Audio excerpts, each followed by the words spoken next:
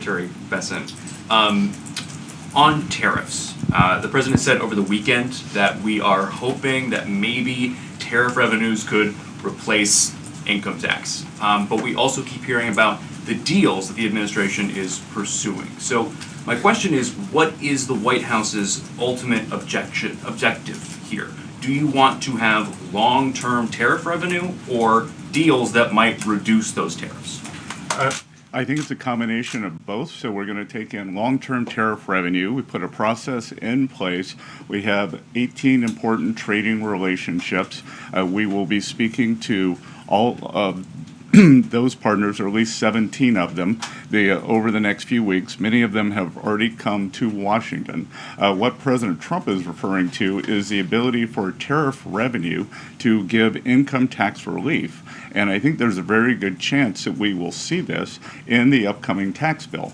The president campaigned on no tax on tips, no tax on Social Security, no tax on overtime, and the restoring interest deductibility for autos, for American-made autos. So tariff income could be used for tax relief on all those immediately. So you think that there is a role for significant tariff revenue in U.S. fiscal policy? I think that it is something that got put away a long time ago, and I think that tariffs will bring back American manufacturing and generate substantial revenues. On manufacturing, we've seen some pretty grisly surveys this month from the Philly Fed, which saw the biggest drop since May of 2020, and the Dallas Fed, similar plunging outlook, poor shipping orders. What are American manufacturers not understanding about your push for onshoring in the U.S.? Well, I think I was in the investment business 35 years, and I learned to ignore the survey data and look at the actual data, and the actual data has been quite good. The job data is good. Americans keep spending, and as Caroline said, we have these incredible commitments to bring manufacturing back on shore with record investment by domestic corporations and foreigners who want to come into the U.S. Thank you so much, Caroline. Thank you, Mr. Secretary. The Chinese continue to say that the U.S. and China are not engaged in any consultation or negotiation on tariffs. You recently said you've talked to your counterpart, but more about, quote, traditional things like financial stability. So can you clarify, is the administration talking to Beijing specifically about tariffs or not? Well, we're not going to talk about who's talking to whom, but I think that over time we will see that the Chinese tariffs are unsustainable for China. I've seen some very large numbers over the past few days that show if these numbers stay on, Chinese could lose 10 million jobs very quickly, and even if there is a drop in the tariffs, that they could lose 5 million jobs. So remember that we are the deficit country. They sell almost 5 times more goods to us than we sell to them. So the onus will be on them to take off these tariffs. They're unsustainable for them. And they are saying you guys are not talking about it. So is that true? Look, they have a different form of government. They're playing to a different audience. So I'm not going to get into the nitty-gritty, again, of who's talking to whom. But as I said, I believe for the Chinese, these tariffs are unsustainable. And very quickly, 2 days ago, you said you didn't know if President Trump had spoken to Xi Jinping. Do you know now? Again, I would say Caroline and I have a lot of jobs around the White House. Running the switchboard isn't one of them.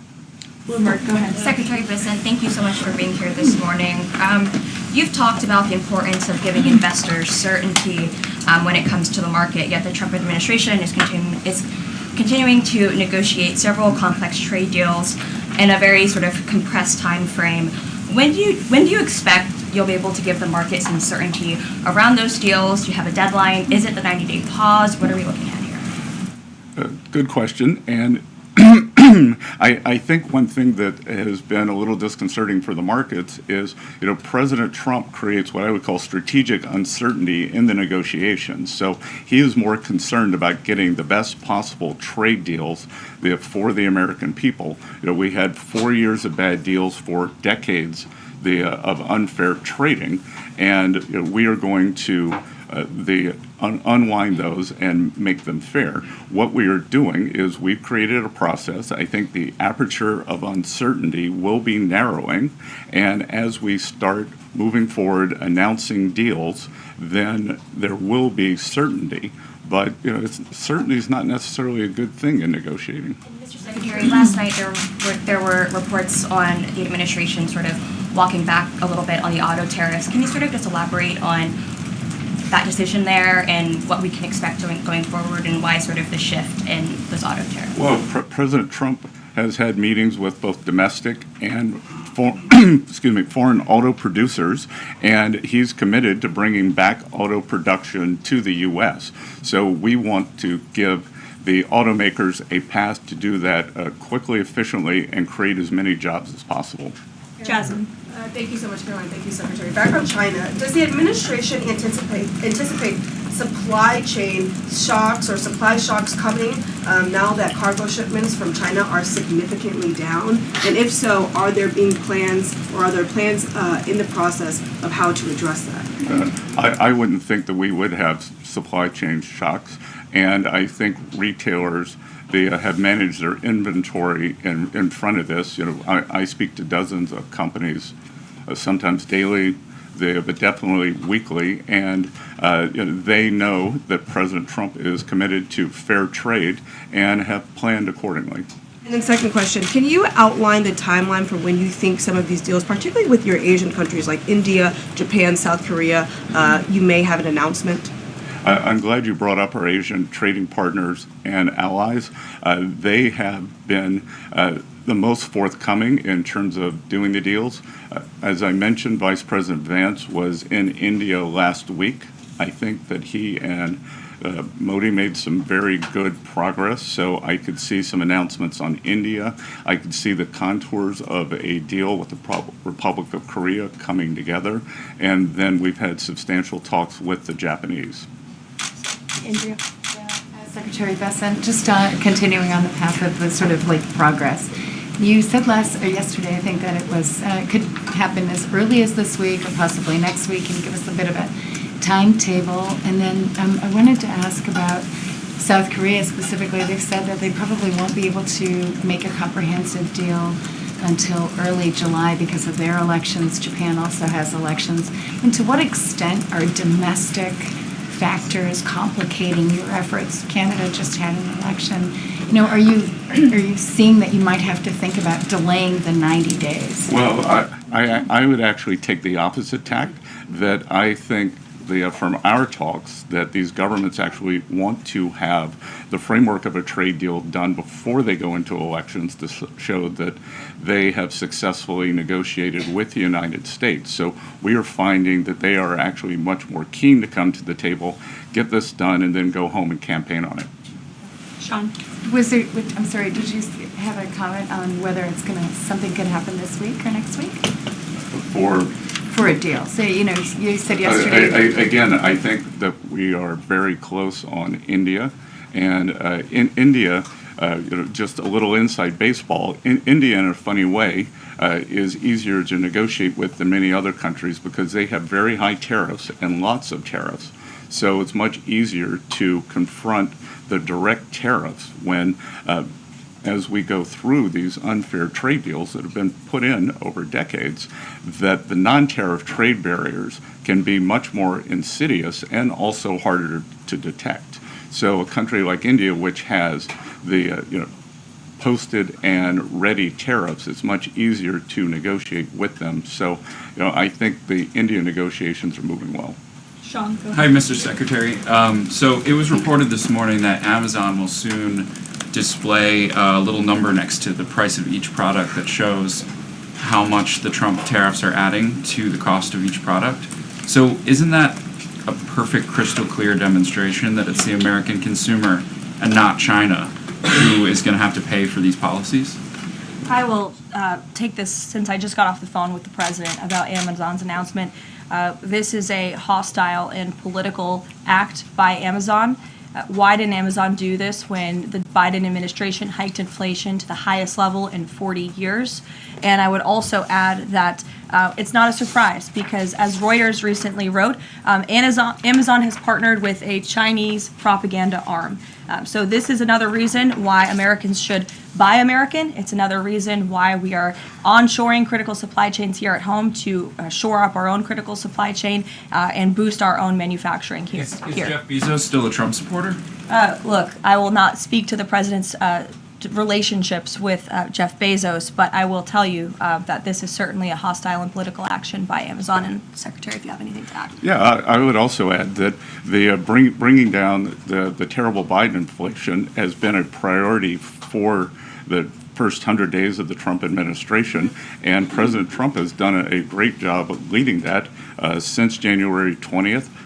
Interest rates, mortgage rates are down, gasoline and energy prices are down. We're expecting the further decreases. And as Caroline said, the big tax on consumers that goes unnoticed is deregulation or regulation, and we are deregulating and bringing that down. So, from a household income point of view, we would expect real purchasing increases.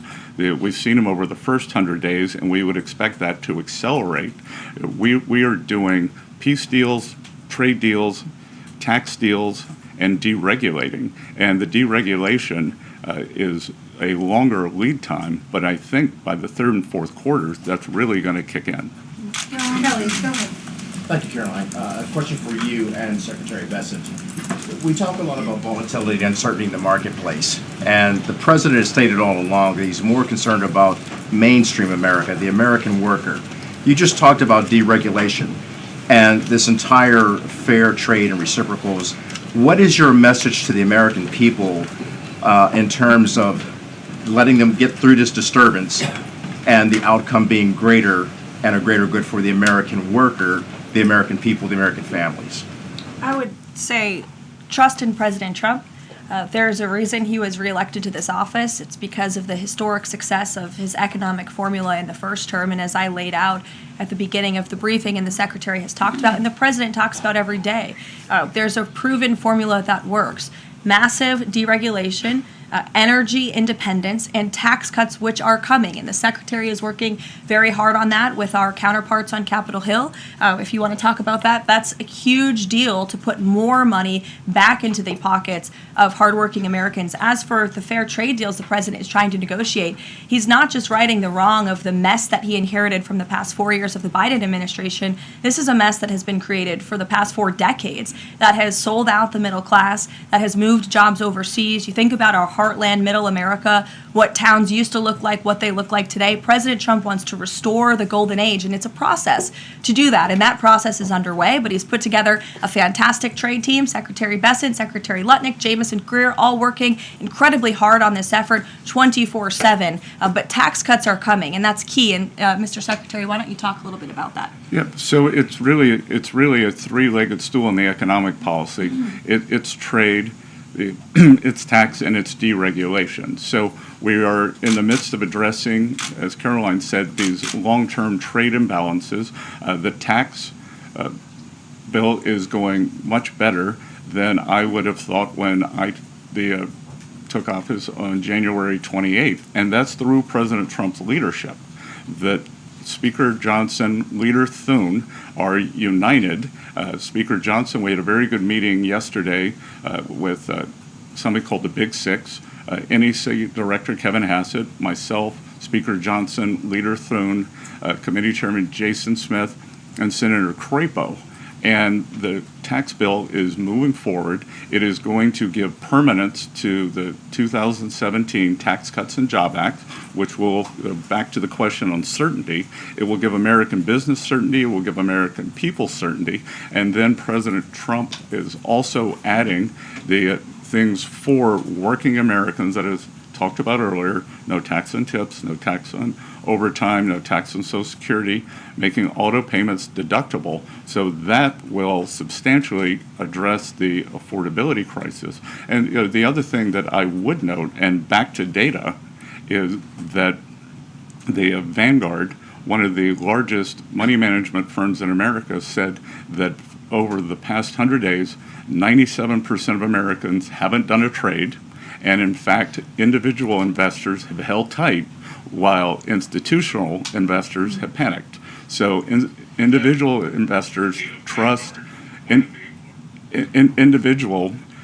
investors trust President Trump. Megan, in the back. Can you detail for us exactly what we should expect as far as relief on the auto tariffs front? And then further, Mr. Secretary, should we expect other industries to also get relief the way we've now seen for auto and tech as well? I'm not going to go into the details of the auto tariff relief, but I can tell you that it will go substantially toward reshoring American auto manufacturing. And again, the goal here is to bring back the high quality industrial jobs to the U.S. President Trump is interested in the jobs of the future, not the jobs of the past. We don't need to necessarily have a booming textile industry like where I grew up again, but we do want to have precision manufacturing and bring that back. And another important, very important function of this that does not get talked about enough is national security. President Trump, his overriding the concern and belief is that economic security is national security is economic security, and we saw during COVID that our supply chains got cut off, and we need to bring back a lot of those supply chains, whether it's in semiconductors, medicines, the steel, and we have to onshore those. So it's a combination of making trade free and fair and remedying this gaping national security hole that he was left with. I would just add, Megan, the president will sign the executive order on auto tariffs later today, and we will release it as we always do. Go ahead. Secretary, any updates on the negotiation with the European Union, and is it hard to negotiate with the European Union? Pardon? Do you have any updates on the negotiation with the European Union? I'm more involved in the Asian negotiations. My observation goes all the way back to Henry Kissinger's statement, when I call Europe, who do I call? So we're negotiating with a lot of different interests. Some of the European countries have put on an unfair digital service tax on our big internet provider. France and Italy, other countries, Germany and Poland, don't have that. So we want to see that unfair tax of one of America's great industries removed. So it's going to be a give and take. So they have some internal matters to decide before they can engage in an external negotiation. Edward. Yeah, thanks, Caroline. Mr. Secretary, so contacts I have in the business community say that they're basically frozen for long-term investment because of the uncertainty around tariffs. How long do you think President Trump has to make a deal before there's damage to the economy? Look, I think that what we're seeing is that business leaders, they've gone into a pause, and I think we're going to give them great certainty on this tax bill. And I think over the next couple of weeks, as I said, we have 18 important trading relationships. We'll put China to the side. 17 are in motion. And then, as I said yesterday, I think there's a very good chance we're going to get this tax bill done. And the tax bill is going to be very powerful for domestic U.S. investment. So what we are going to do, one of the most powerful parts of President Trump's 2017 tax bill was full expensing of equipment. We are going to make that, as President Trump said in his speech to Congress, that will be retroactive to January 20th. The other thing that we are looking to add is full expensing for factories. So bring your factory back. You can fully expense the equipment and the building. We will couple that with deregulation, cheap energy, and regulatory certainty, and that will continue to make the U.S. the greatest destination for domestic and foreign investment. And the president, well, if I could follow, just the president said that world leaders would like to meet with him in Rome and Vatican City. About trade. Other than President Zelensky, who did the president meet with, and about trade, and when could we get some of those deals? The president met with President Zelensky, as you know, which we talked about, and the president continues to be engaged with his fellow leaders around the world in the European Union. You've seen many of them visit the White House. I want to harp on, in closing, the point the Secretary just made. On the campaign trail, the president promised the American public that he was going to make America the best country in the world to do business again. The lowest taxes, lowest regulation, lowest energy costs of anywhere in the world. And if you do business in the United States, you won't pay a tariff, you won't pay a price. That's not just good for companies around the world, but it's good for the American worker. That's what this team is focused so hard on every day. We have work to do. The golden age of America is underway, but as I pointed out in the beginning, there's a lot of reason for the American consumer, the American CEO, the American small business owner to be confident and optimistic about this president and where we're headed. So you will hear more from the president himself later this evening. He is traveling to Michigan, as you all know. He'll make a stop at the Air Force Base with Governor Whitmer, and then we will head to a rally tonight where you'll hear more from him directly. So we'll see you in Michigan. Thank you, guys. Thank you, Caroline.